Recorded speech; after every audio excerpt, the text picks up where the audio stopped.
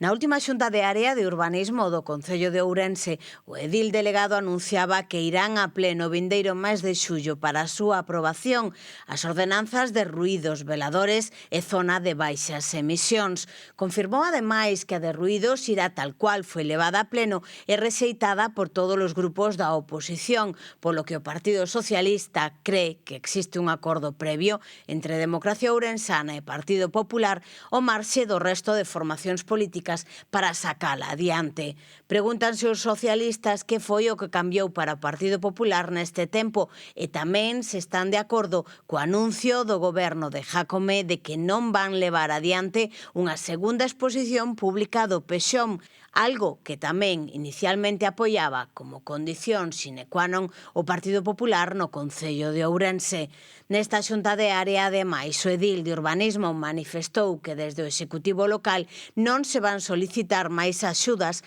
para a rehabilitación da antiga cárcere despois dos 3 fracasos anteriores e que esta quedara enmarcada na futura área Resurbe sen unha folla de ruta clara e concreta para o espazo.